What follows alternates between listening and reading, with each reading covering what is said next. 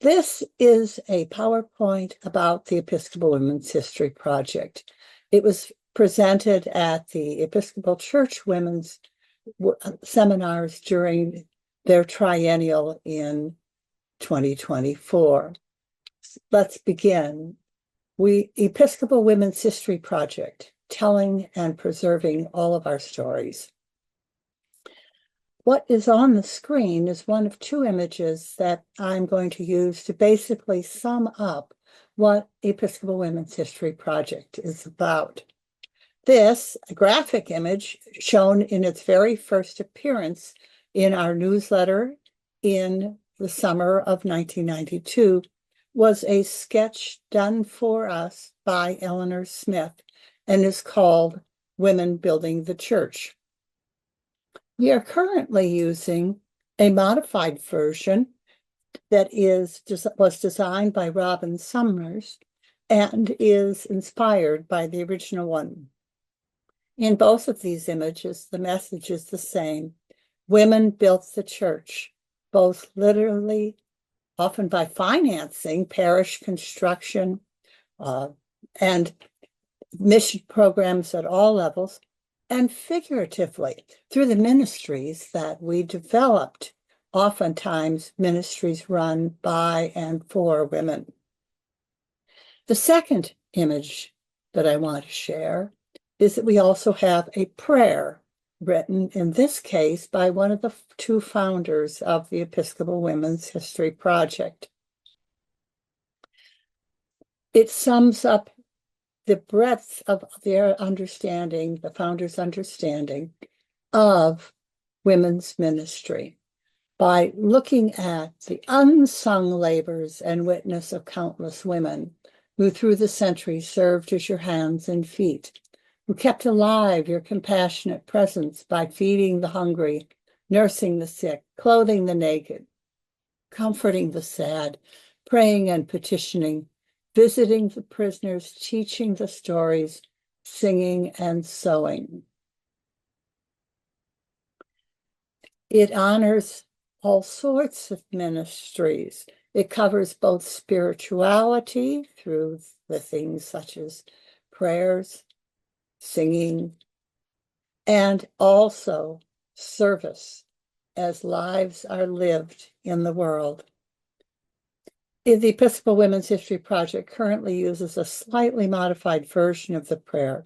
This is the original as it was printed in the Episcopal Women's History Project newsletter of 1989.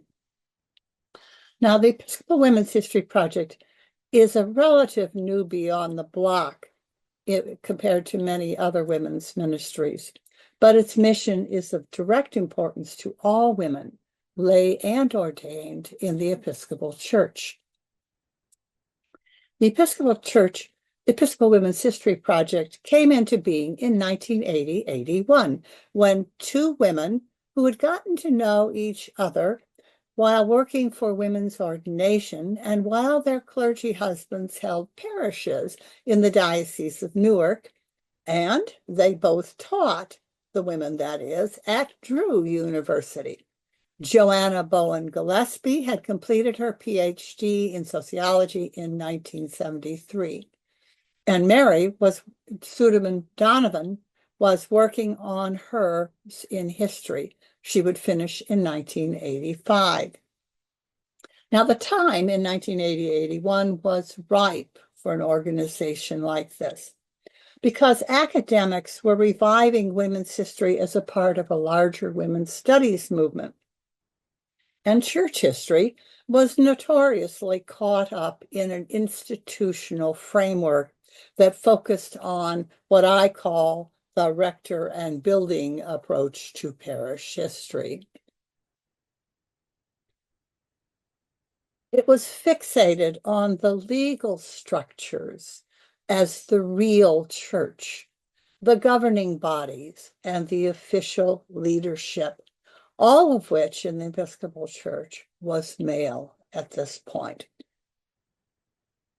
The church, ironically enough, was also busy diminishing and devaluing the many separate structures which I called the parallel church, and is a term that's been picked up widely, for women, that women had created to implement their own ministries, having been excluded from the official structures of the church. And these ministries include a great variety of kinds of things. The Women's Auxiliary, today called the Episcopal Church Women, the Daughters of the King, the Deaconess Movement, the Girls Friendly Society, the Society of the Companions of the Holy Cross, which is both a religious order where people continue to live, women continue to live within their normal communities, but have committed to a certain variety of discipline of prayer and social activism. Many different religious orders, the Church Periodical Club, and the United Thank Offering. In each case here, I'm showing them with the woman who was most involved in setting it up in the Episcopal Church. Now, what the National Church was doing was saying that because women had recently been admitted to the governing structures, they no longer needed these separate ministries, and in fact these things should all be the church should be totally integrated. The National Church had removed the official formal barriers so that, depending on the diocese, women could participate in all the ministries and structures of the church. Now, there were a number of years in which individual dioceses began to admit women to their diocesan conventions as voting members, representatives of different parishes. But the General Convention was the last holdout. In 1946, the Diocese of Missouri did send Elizabeth Dyer as deputy number 2, lay deputy number 2, to General Convention. After a debate on the floor and controversy, she was seated. She even served as the temporary chair for the diocese when the chair of the deputation was not able to be on the floor. However, this convention also submitted the question to a convention committee and asked for a reading, which came back at the next General Convention, where once again, this time there were 4 women who were elected, 3 who showed up. One of them was Ruth Jenkins.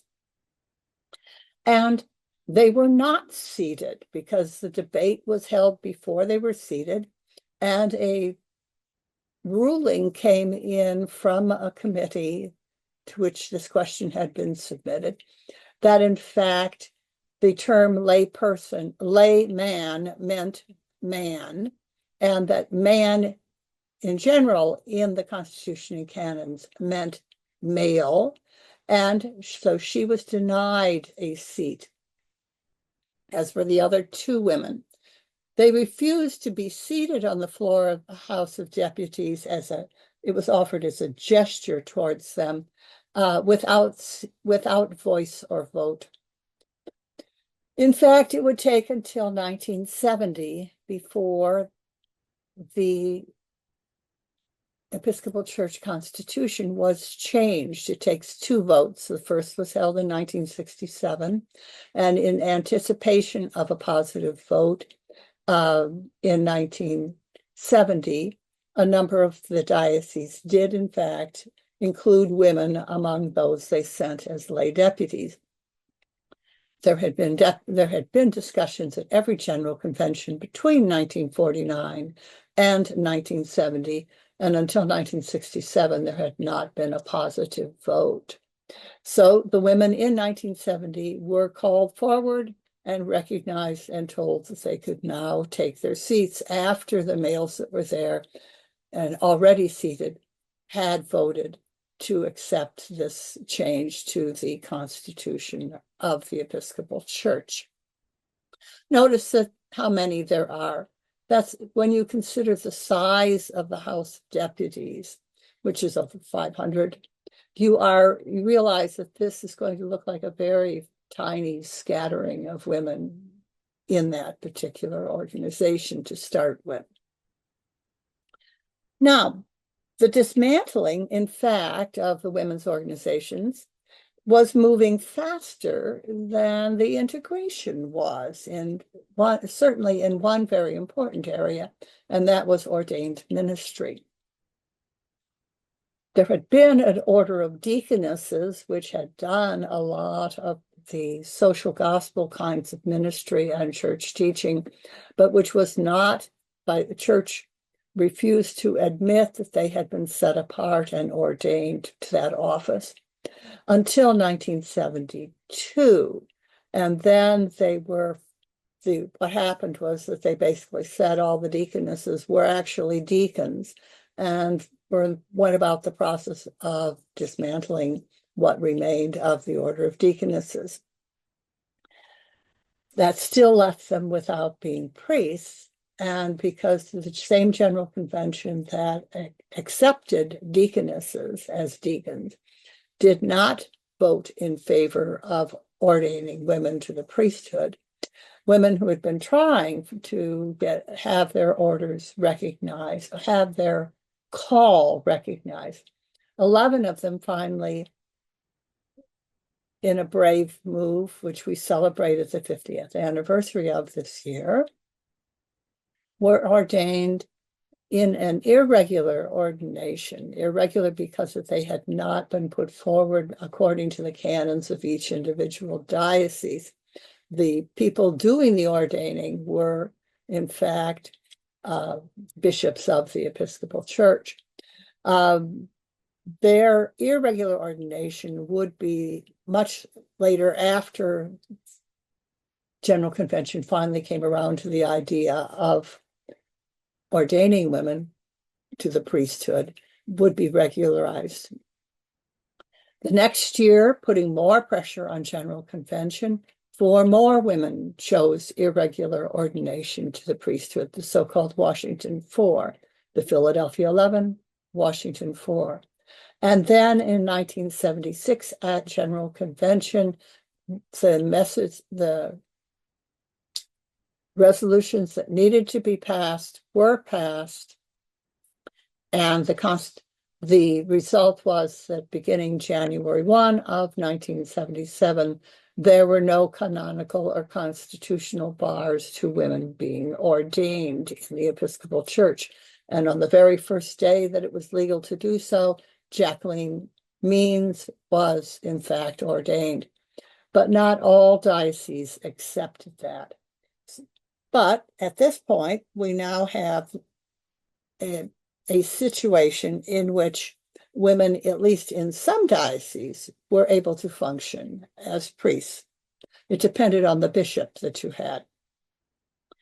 Now, back to EWHP then. So this was fresh, very new, but they were not just focused on the struggle for women's ordination. Mary Donovan and Joanna Gillespie continued to talk, even though by 1980, they were no longer living in the New York area. And as they talked, they decided an organization was necessary, and that they would have to draw on the deep ties they'd made in the East and with women's groups in order to get this thing rolling. Mary was now in Arkansas with her husband, who was now the bishop of Arkansas.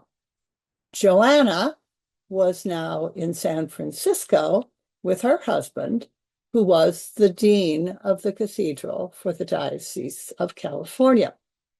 But they chose to hold their organizational meeting to gather people in New York, where they knew they had a larger cluster of women who were active in the church and might be involved in the founding. So their conversations led to a meeting at St. Bartholomew's Church in New York City. There were about 30 women in attendance, all with deep ties into the structures of the church. Things like the Episcopal churchwomen, the church centers, employees, seminary employees, women's groups, those who'd worked on the process and were part of the campaign to get women ordained, all were represented in that 30. They agreed at that meeting to found the Episcopal Women's History Project to, quote, research, write, and assist in the publication of the history of noteworthy women of the Episcopal Church, not only those well known in national and diocesan circles, but the everyday saints. Again, stressing from the beginning, this is the story of the women of the church and not just of some of the women of the church. They created an executive board, and serving as the first president of that board was Betty Gray. She had authored a book with her clergy husband in 1974 called The Episcopal Church Welcomes You. It was literally the orientation guide to everything you needed to know to be an Episcopalian. Now, Betsy did not serve long as president of EWHP because, unfortunately, her husband died in November of 1980, very shortly after this meeting, and she took a post on the church center staff in June of 1981. In fact, she would head what was then called the Women's Desk. Other members of this initial founding board included Allison Cheek, who was one of those Philadelphia 11 who had stuck their necks out to be the first ordained. Sister Columba Gillis, who was also not only a member of a religious order, but she had been ordained very early in 1977. Maggie Wolverton, who was on the staff of Virginia Theological Seminary, where her husband was a professor of church history and the editor of the historical magazine of the Episcopal Church. Today, that's called Anglican and Episcopal History. This is its predecessor. Of course, Mary Donovan was on that board, and Joanna Gillespie. As a consultant, they added one more woman, Nell Bellamy. Nell was the archivist of the Episcopal Church, actually the first archivist of the Episcopal Church. So what did this board do? What did they start out with? Well, one of the first things they did was to announce that they were going to hold a conference the next year, an actual historical conference, and invited people to submit proposals for papers. It was held at the seminary in Austin, Texas. It was organized by Mary Donovan, and she would, in fact, have some good support from the Wolvertons, but I'll get to that in a minute. EWHP started publishing a newsletter edited by Mimi Byrne, which they could then use to communicate with a larger group of membership. And Joanna Gillespie ended up following Betsy Gray as president of the organization. Well, the Austin conference attracted 90 people, including me. At that conference, Maggie Wolverton had obviously helped to suggest to her husband, John, that the papers would make a great set of issues for his historical magazine he published for the Historical Society of the Episcopal Church. And he did. He used the papers for 2 issues of that journal. The conference itself refocused research of individuals. It provided an opportunity for the first time for women to actually have a formal place and encourage them to think about writing on the history of women within the church. My paper was based on work that I'd done on my dissertation in the 18th century on Anglican clergy and looked at women's roles in the colony of Virginia. But what it inspired me to do next was I wrote the parish history for the local parish in Northfield, Minnesota, where I was teaching at that time. And what I found was that women literally had bought the land and organized the parish. This letter came in as part of the celebration for that parish's 50th anniversary. It was written by a man who had been one of the Sunday school students when the church first opened, and he especially was remembering the years during the early 1860s when the U.S. was in the Civil War.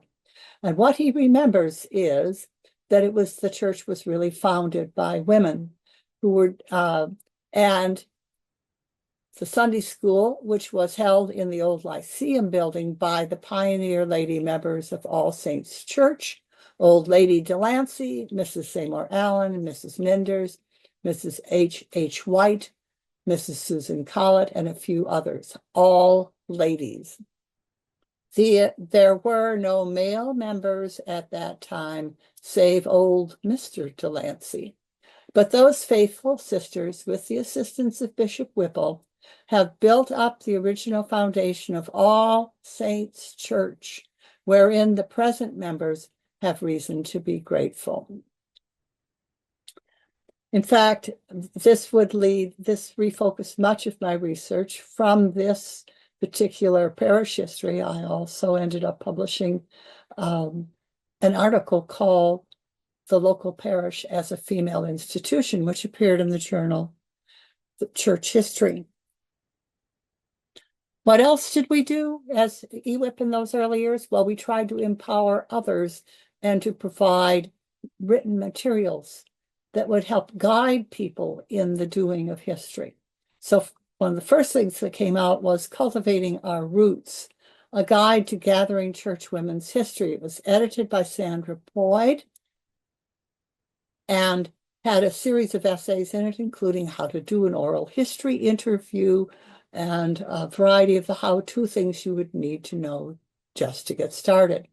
We also published over the years Her Story, an adult education program on women in the church. It was built on a course that Mary Cecilia offered at several different parishes as she throughout her life. And Mary was also eventually a member of the EWHP board. The Southern Episcopal Women's History Project, which was a regional iteration of our organization, published 2 guides. One was an oral history guide, was much more detailed, and then also a catalog of materials recording the history of Southern Episcopal women. They surveyed all sorts of major archives in the South: universities, state historical societies, churches, dioceses, etc. In addition, we continue to try to do things that will call attention to women in the church, such as a perpetual calendar, which had the stories of lesser-known women on each of its pages. And for General Convention, we profiled the first of the women bishops in the Episcopal Church. In addition to these kinds of publications, the people who had been at that conference also began publishing in other venues, like I did with the article that went into church history. And we started several other projects. First of all, we began an oral history project of our own. We started by interviewing Betsy Rodenmeyer, who was as deeply involved in the national church as you could get, and then realized that we needed to have a much larger project that would interview the women who were the lay pioneers that were still living, people like Ruth Jenkins and Elizabeth Dyer. So the board went out and got UTO, Church Mission Publishing, and Episcopal Church grants for this project. The finished transcripts of the oral histories that were done are all part of the Episcopal Women's History Project collection at the Episcopal Church's archives. And here at the end, you can see the Episcopal Archive includes a substantial collection of oral histories and oral interviews. This is the actual description online of the collections that are available. We also took over a stalled project on the history of all the women who had served as deaconesses in the church between the start of the deaconess movement and in the mid-19th century and its merging into the Order of Deacons in 1972. This is a picture of candidates for the deaconess at school, at their training school in New York. Now, there were other training schools. These two women graduated from the Philadelphia School.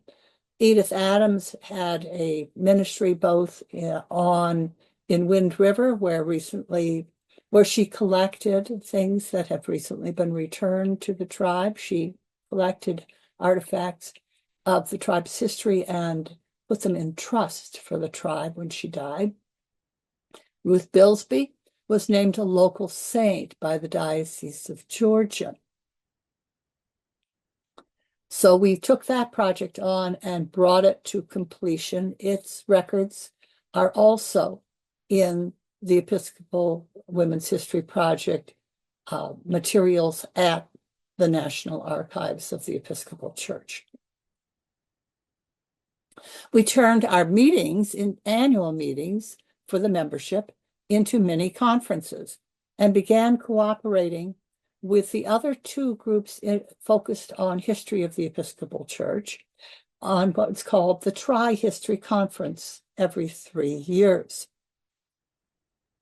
Now, with all of this activity, our initial conference, the follow-up conferences, the mini conferences, there are, in fact, works that begin to appear on the history of women that were inspired through the Episcopal Women's History Project, among other things. Mary Sudman Donovan, for example, will publish her dissertation, which was on basically women's ministries from 1850 to 1920. She also published a book, Women Priests in the Episcopal Church, the emergence of the experience of the first decade, where she did oral histories with a number of the women who had been pioneers in various parishes. Joanna Bowen Gillespie wrote a biography of an 18th century woman from the Episcopal Church who was known for her spirituality, and also a history of the Society of the Companions of the Holy Cross. But there were more. Here's my book. Cheryl Kujua Holbrook and Frederica Thompson produced a whole series of things that were resources for the history of women in the Episcopal Church. Liz Turner, who was a member of our board and had been at the conferences, her book on women, culture, and community, Religion and Reform in Galveston, has a large section on Episcopal women's efforts, especially around rebuilding Galveston after the hurricane at the beginning of the 20th century. And Pam Darling also came out now with a story that took it beyond 1920 up through the fight for women's ordination. Okay, so now we have scholars and we have the beginnings of a body of work. But EWHP was by no means finished with this. In 1988, the board got a major grant from the Lilly Foundation to fund a project that included both oral histories of the spiritual lives of women at 3 parishes and to involve a group of scholars to write essays exploring aspects of women's ministry in the church. Here are those that were involved in the scholarly side, and each of them has an essay in Episcopal Women. The book appeared from Oxford University Press in 1992. And Joanna Gillespie, who had headed the section looking at the oral history interviews, published in 1994, Women Speak of God, Congregations, and Change.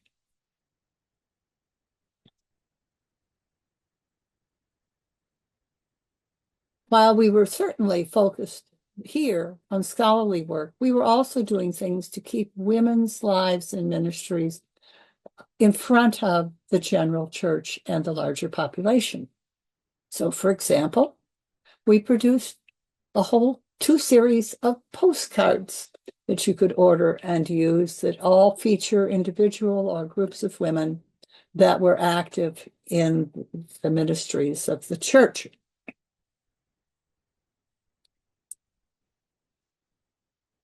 And in the 1990s, we began a program called Save a Life, which encouraged and empowered women in their local parishes or at the diocesan level to profile someone that had done an interesting or important ministry, even if it was only 2 or 3 paragraphs.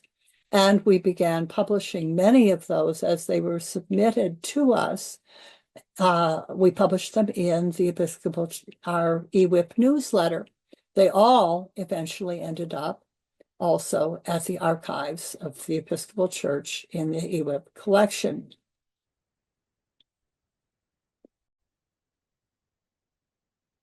We also began a whole series of grants and awards.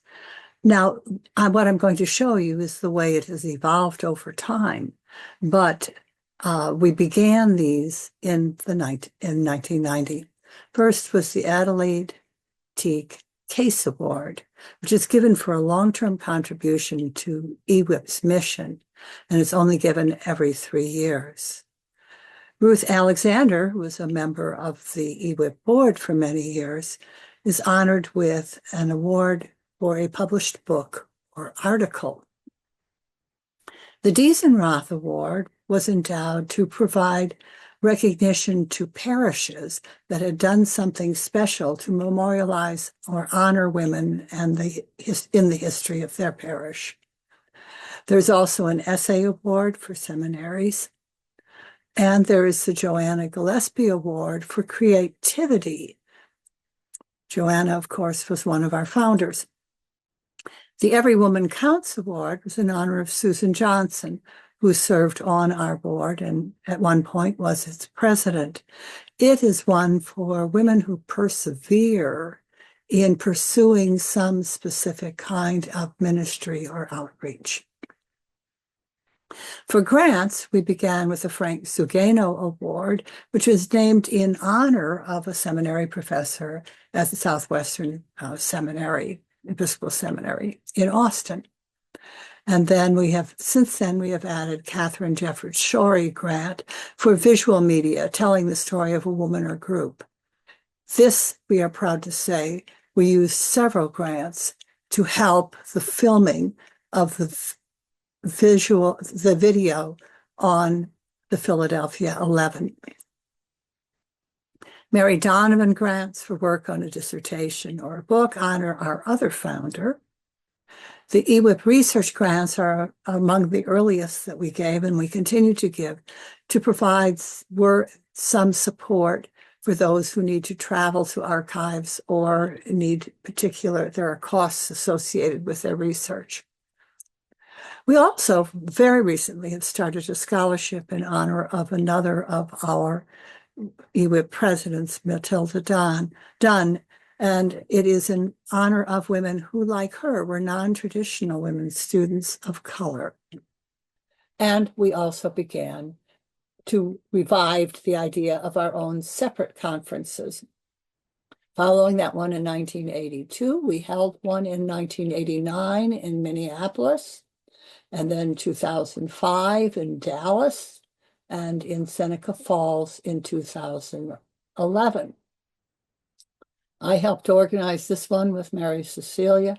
Texas members of our board organized this one, and the Seneca Falls one, Nancy Radloff from New York, and Barbara Schlachter, who was one of the early 1977 ordained women, organized the one in Seneca Falls. This is a panel involving some of the women from the Philadelphia 11 and very early ordinands, 1977 ordinands, in the church, talking about the experience they had going through that. So, in addition to that, we also began a web page. This is the first version of it in 2003. Then it grew to be this, and by 2011 with multiple pages. And then we moved to a more of a blog form. And currently our web page looks like this. We also advocated for the inclusion of women in the Lesser Feasts and Fasts, our Book of Saints, and in fact put forward 4 women. Harriet Bedell, who worked for many years long after retirement age among the Seminole, Francis Joseph Gaudet, who was involved in Black education within the church and founding of schools in Louisiana, Anna Julia Cooper, who wrote one of the first books on Black women in the church. She went out and interviewed them. She also is one of the first women, African-American women, to have a PhD. Hers is from the Sorbonne. She taught for years in Washington, D.C. And Vida Scudder, who was one of the shapers of the social gospel and a member of Companions of the Holy Cross. All were accepted, all are in our current feasts and fasts. We also began offering in 2007, a traveling exhibit. It went to more than 60 different places. Those included diocesan showings, seminary showings, and individual parish showings. We also had an electronic version, a PowerPoint that could be used. When COVID came along, we pivoted and began an online Zoom Lenten series, which has now gone for 4 years, each Thursday bringing an interesting presentation by someone on an Episcopal woman and her ministry or her contributions to things like racial justice. Those are also available on our YouTube page. And we have returned to doing publications. This publication we did in conjunction with the Historical Society of the Episcopal Church, and it reprinted those 1982 publications from the historical magazine that were based on the 1982 conference that we held, plus 2 additional essays and an additional foreword. So that is where we are now. But what is it that we need? Well, what we need is you as members. And I hope that this has given you a taste of the ways that we all need to celebrate and share the women's contributions to the ministry of the Episcopal Church.